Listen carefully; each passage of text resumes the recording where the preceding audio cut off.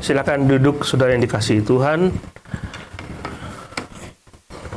Selamat tahun baru bagi saudara yang belum ketemu saya di tahun baru. Ya, kita bersuka cita, kita melayani Tuhan kembali di tahun yang baru ini. Nah, saudara-saudara, tadi sudah kita baca ayat yang akan kita bahas pagi hari ini. Kita baca sekali lagi bersama-sama. Ini ayat yang sangat terkenal, ayat yang sangat sering dipakai kalau kita untuk menguatkan orang-orang yang baru terjun di dalam pelayanan. Tapi kita coba lihat konteks di dalam firman Tuhan seperti apa, kenapa Rasul Paulus menulis ini, alasannya apa, motifnya apa, supaya kita bisa belajar bersama-sama. Mari kita buka kembali 1 Korintus 15 ayat yang ke-58. Kita baca bersama-sama, cuma satu ayat ini yang akan kita bahas. 1, 2, 3. Karena itu, saudara-saudaraku yang kekasih, berdirilah teguh, jangan goyah, dan giatlah selalu dalam pekerjaan Tuhan. Sebab kamu tahu bahwa dalam persekutuan dengan Tuhan, jerih payahmu tidak sia-sia. Cuma satu ayat, tapi maksud Rasul Paulus ketika dia menulis ayat-ayat ini, pasti ada penyebabnya. Karena pada ayat ini disebutkan karena itu. Ada sesuatu yang men-trigger Paulus untuk menuliskan ayat-ayat ini. Kita akan lihat. Seorang penginjil terkenal, Charles Spurgeon, dia bilang begini. Kalau kamu yakin sesuatu, tetapi kalau kamu tidak melakukan apa yang menjadi keyakinanmu, itu bohong. Bohong. Kalau kamu yakin sesuatu, tapi kamu tidak melakukan apa yang kau yakini, itu sama sekali bohong. Jadi Rasul Paulus itu berteori banyak mengenai mengajarkan doktrin begitu banyak tentang Tuhan Yesus. Lalu dia bilang, kalau kamu percaya doktrin ini, tapi kamu tidak ada kelihatan dalam hidupmu, itu bohong. Jadi teori dan praktek harus sama. Dalam hal ini ada dua hal yang dibicarakan oleh Rasul Paulus, yaitu berdiri teguh, jangan goyah, satu bagian. Kemudian, dan giatlah selalu dalam pekerjaan Tuhan, dua bagian. Yang bagian yang kedua, dua hal yang dia sorotkan. Karena itu saudara-saudaraku yang kekasih, berdiri teguh, jangan goyah, giatlah selalu dalam pekerjaan ini berdasarkan apa yang dia bicarakan sebelumnya. Kalau kamu yakin ini, kamu pasti lakukan. Nah, saya seminggu yang lalu, kalau nggak salah, 2 minggu lalu saya bicara mengenai seorang yang bernama Jim Elliot. Jim Elliot, dia menulis sebuah jurnal, dan selalu dia suka buat jurnal.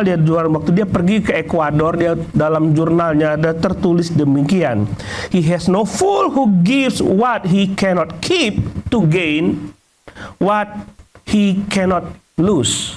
Maksudnya apa? Apa artinya ini? Saya juga bingung. Jadi gini, bukanlah sesuatu yang bodoh kalau seseorang itu melepaskan, memberikan apa yang sebenarnya tidak bisa dia pertahankan, kok akhirnya hilang, untuk mendapatkan sesuatu yang sebenarnya bisa dia peroleh dan tidak bisa hilang daripadanya. Maksudnya gitu. Ini Jim Elliot. Jadi bagi saya berkorban apapun tidak masalah, yang penting aku dapat sesuatu yang bernilai kekal. Itu Jim Elliot bilang. Benar nggak? Halo?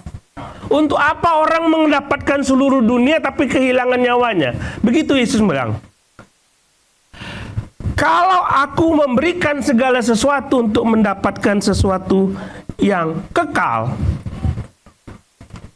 nggak ada ruginya. Tidak ada ruginya. Inilah yang harusnya menjadi filosofi orang Kristen.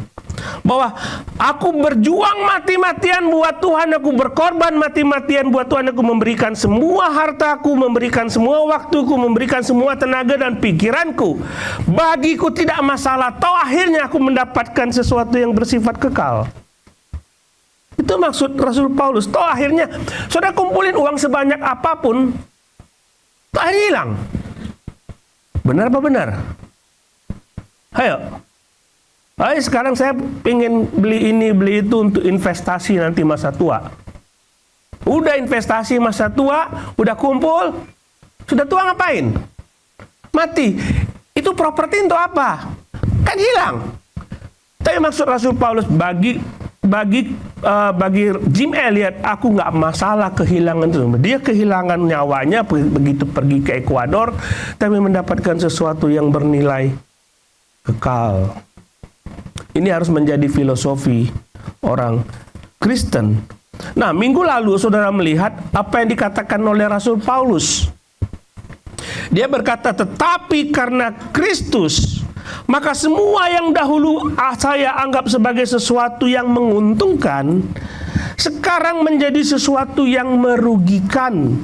Bahkan bukan saja hal-hal tersebut, tetapi malah segala sesuatu yang saya anggap sebagai hal-hal yang hanya merugikan saja.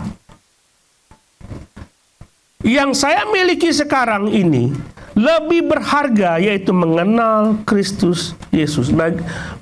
Paulus apa sih? Dia seorang doktor, dia punya karir yang begitu luar biasa. Dia akan menjadi ketua orang Farisi. Hebat sekali, pikirannya bagus. Dia bakal jadi calon pemimpin agama pada waktu itu. Itu jabatan yang sangat bergengsi. Tapi bagi dia, untuk apa aku kejar itu?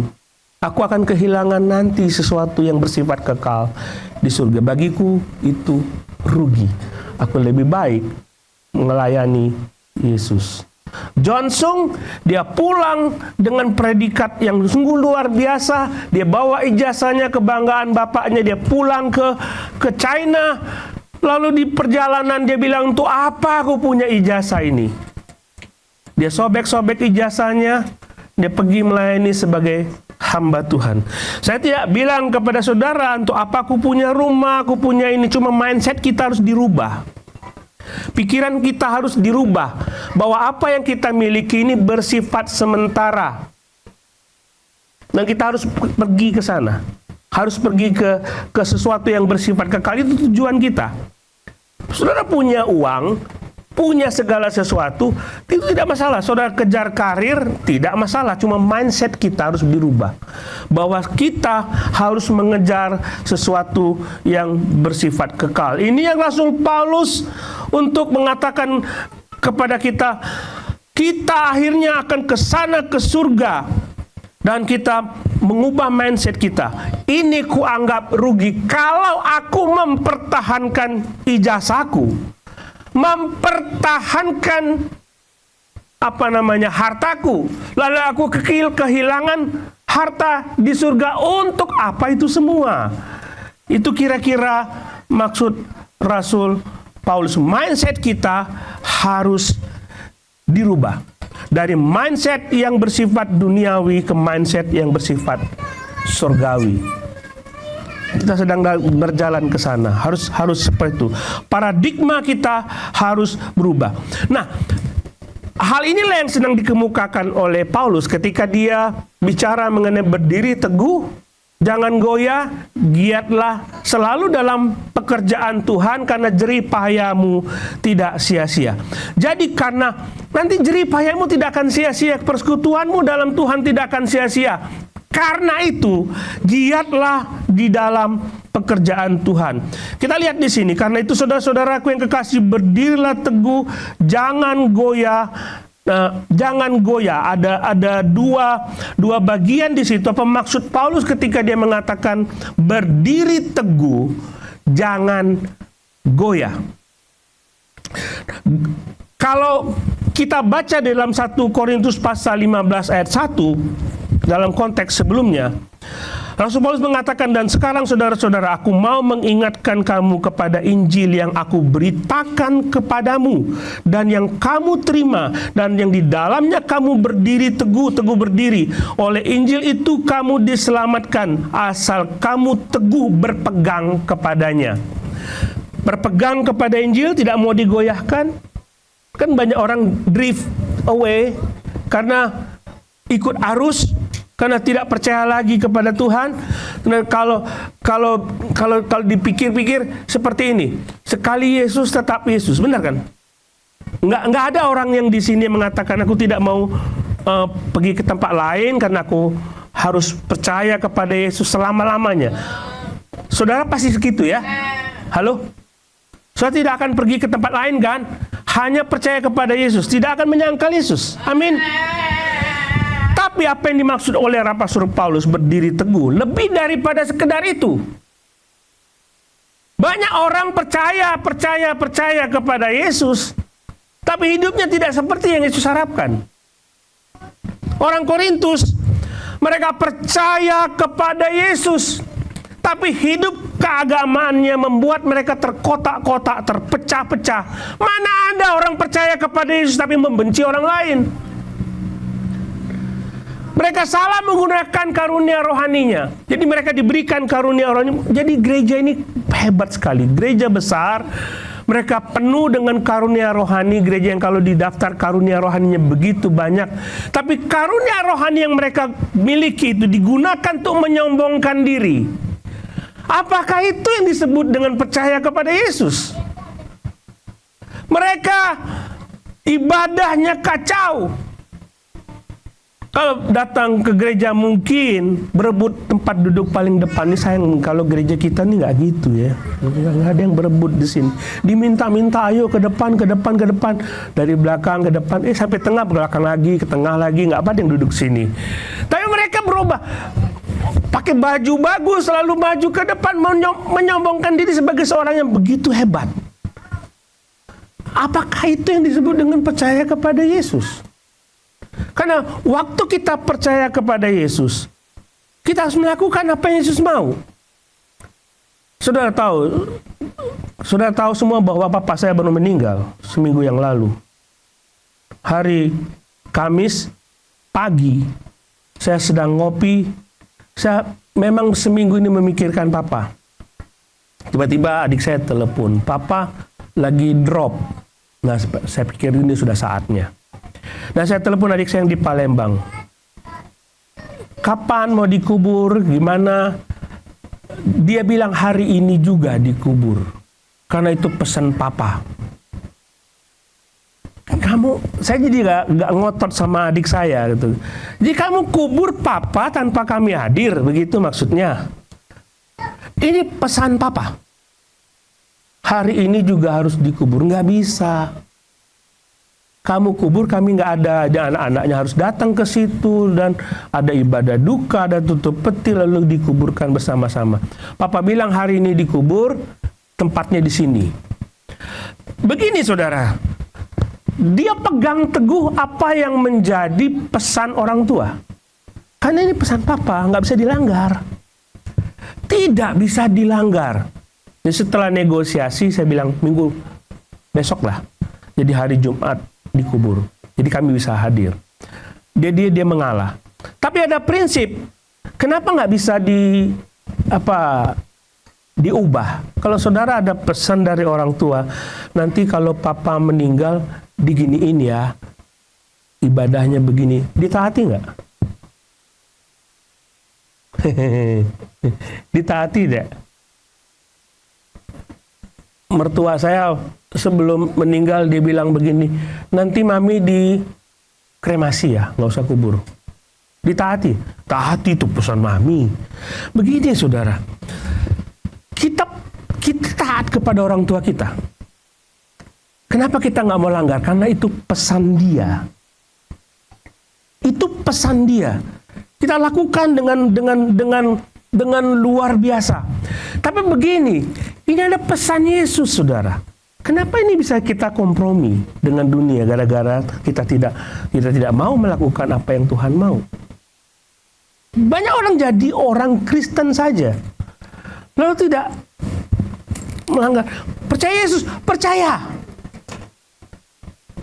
Dulu saya punya teman, waktu saya kuliah, saya bingung. Saya datang ke dia, kamu ke gereja? Iya, saya ke gereja, saya orang Kristen.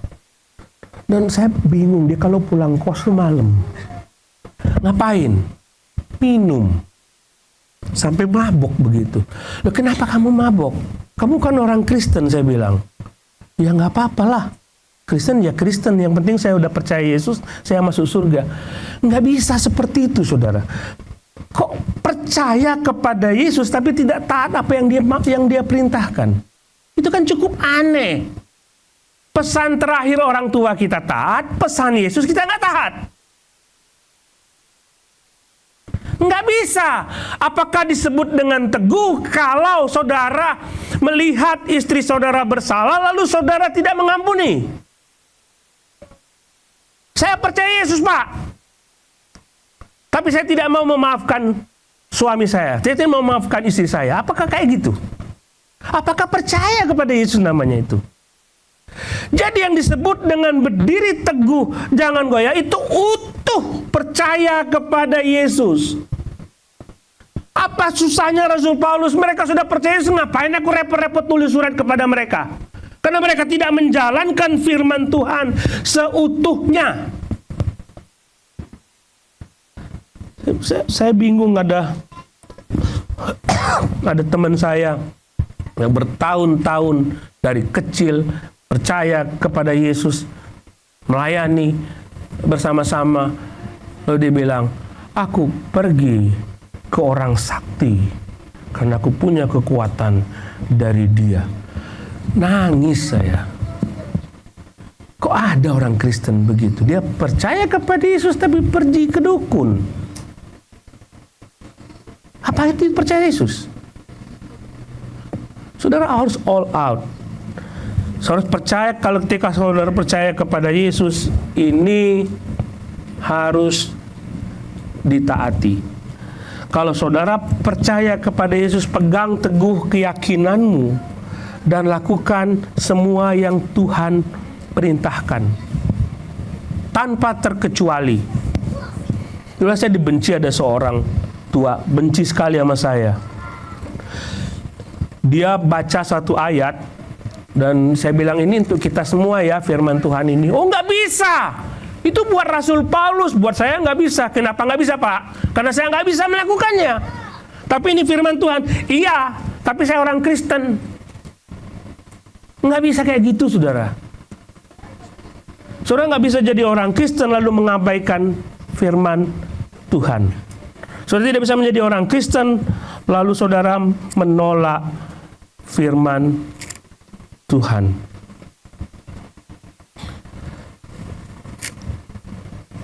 Yang kedua, kita melihat ketika dia mengatakan berdiri teguh, jangan goyah, giatlah selalu dalam pekerjaan Tuhan. Ayat ini tidak ditujukan kepada orang-orang tertentu. Ayat ini buat siapa? Buat siapa? Buat siapa? Sebagian orang? Semua orang. Tanpa terkecuali. Saudara yang mendengar firman Tuhan ini, yang khotbah ini, saudara, itu buat saudara secara baik. Jadi ada nasihat dari Rasul Paulus, saudara-saudara, giat di dalam pekerjaan Tuhan. Dulu saya pernah kasih iklan di sini ya. Masih ingat iklannya? Iklannya berbunyi begini, datanglah ke gereja kami, saudara tidak usah melayani, saudara tidak usah saudara repot, tidak usah menginjili, tidak usah ikut terlibat di dalam pelayanan. Gereja kami cuma 1 jam, bahkan mungkin 45 menit, 30 menit selesailah. Saya tahu waktu saudara banyak yang berharga, saudara punya waktu untuk keluarga, saudara punya waktu untuk harus punya waktu istirahat. Jadi ke gereja kami lah 30 menit selesai, terus saudara pulang. Nggak usah melayani, datang, duduk, pulang. Mau masuk nggak gereja itu? Why? Kenapa? Pasti saudara pikir, aku mau melayani. Karena Rasul Paulus mengatakan, giatlah selalu di dalam pekerjaan Tuhan. Harus giat di dalam pekerjaan Tuhan. Tidak bisa saudara mengatakan, saya tidak bisa melayani Tuhan. Saudara, kita sebagai orang Kristen harus melayani. Tidak mungkin saudara tidak diberikan sesuatu yang istimewa. Harus berpikir, apa yang bisa saya lakukan untuk dapat melakukan pekerjaan Tuhan. Di TLCC banyak. Kalau ada orang tidak melayani, kita anggap saja itu aneh. Benar nggak? Setuju nggak? Kalau saya datang ke gereja lalu saya tidak mau melayani, mindset kita dirubah.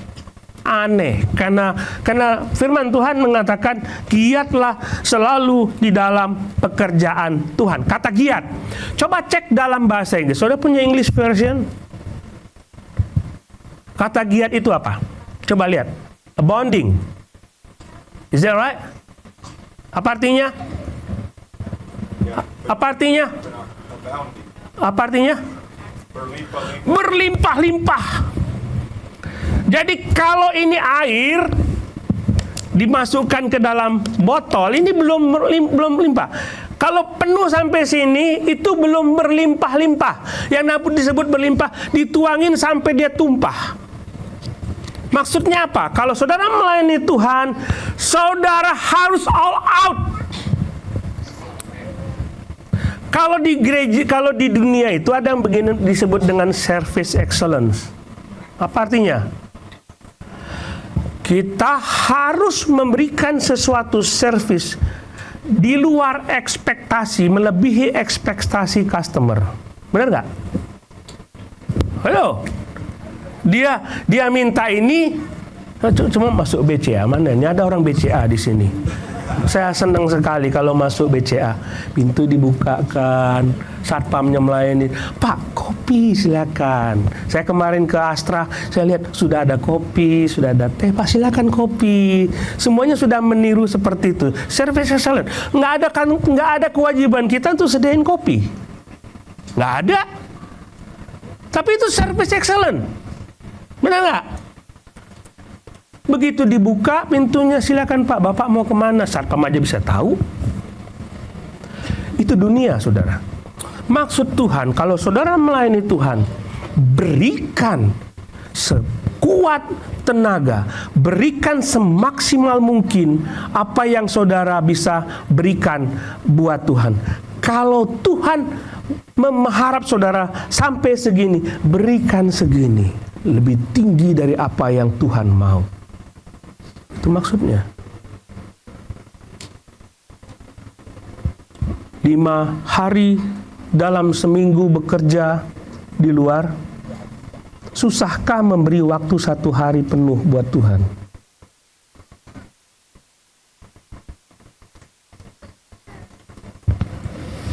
Susahkah? Orang asuransi kan begitu kan. Mau ketemu Pak, gini, datengin dia sakit, masuk rumah sakit, datengin bawa buah. Excellent loh. Buat Tuhan bagaimana? Itu maksud Rasul Paulus. Kalau kamu melayani jangan setengah-setengah. Kalau memang harus tidak tidur, tidak tidur. Kalau harus berkorban waktu, berkorban waktu. Kalau harus berkorban tenaga, berkorban tenaga. Harus berkorban pikiran, berkorban pikiran. Karena kita bekerja buat Tuhan. Nah, terakhir saudara, ada alasan yang sangat penting yang Tuhan katakan di dalam bagian ketiga dari ayat firman Tuhan ini.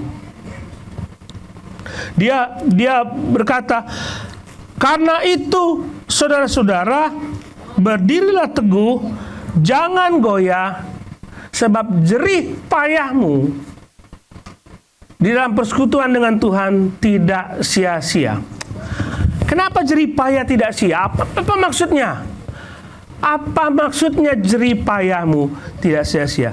Karena kalau kita lihat dalam pasal 15 ini, Paulus bicara mengenai kebangkitan tubuh. Coba baca itu. Pasal 15 dia bicara mengenai kebangkitan tubuh. Kalau Yesus tidak bangkit, kita sia-sialah kepercayaan kita. Tapi yang benar adalah Yesus sudah bangkit. Kalau Yesus sudah bangkit, maka kita pun akan dibangkitkan dan kita akan menerima tubuh kemuliaan. Kita akan ke sana. Jeripaya tidak sia-sia bukan berarti ada yang mengatakan demikian. Kalau saya giat bekerja buat Tuhan, yang dimaksud dengan jeripaya, Tuhan kasih berkat buat kita. Berusaha kita berhasil, ya nggak ada salahnya sih. Maksudnya untuk itu oke lah. Kan banyak orang berpikir gitu kan. Aku melayani Tuhan, usahaku berhasil. Maksudnya begitu kan. Nggak apa-apa kalau punya pikir. Ya Tuhan pasti berkati usahamu.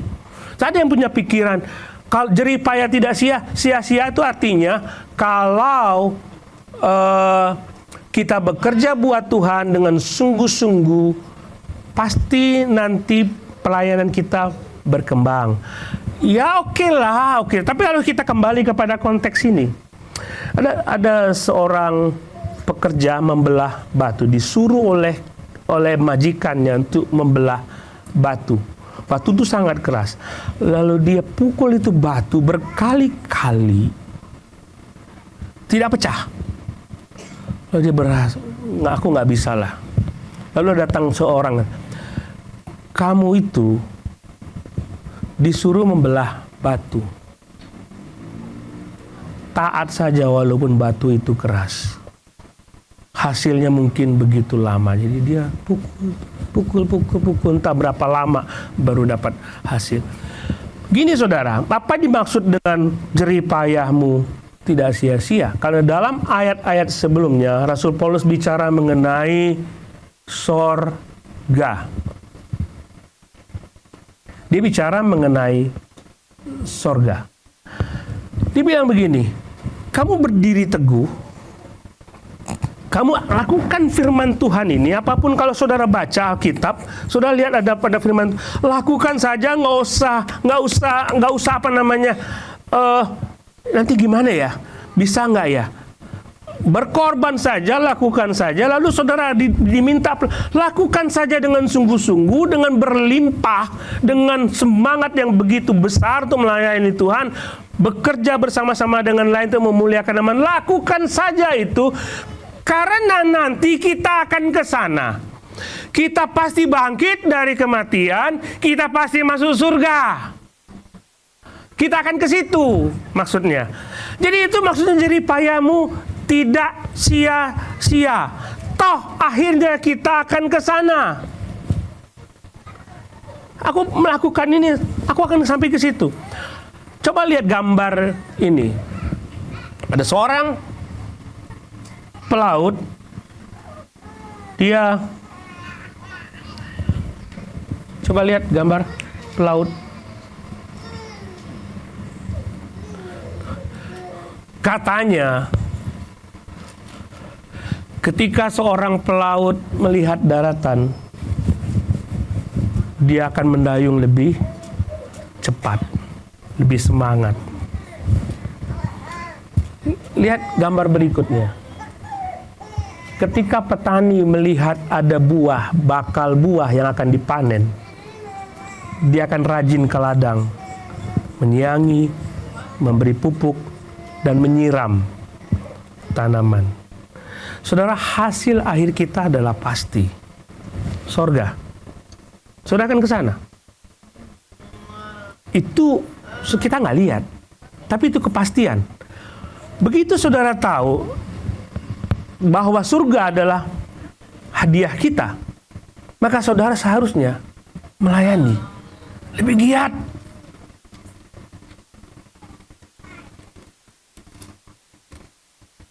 Ketika saudara tahu bahwa surga adalah kepastian bagi kita,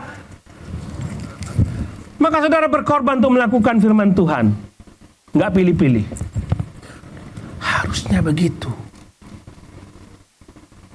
Harusnya begitu. Maka nggak salah kalau Jim Elliot mengatakan, nggak masalah bagi saya untuk kehilangan apapun untuk mendapatkan sesuatu yang bersifat kekal. Pegang itu. Kalau saudara punya Yesus, saudara harus melayani Tuhan. Giat. bersama-sama dengan Tuhan. Mari kita berdoa.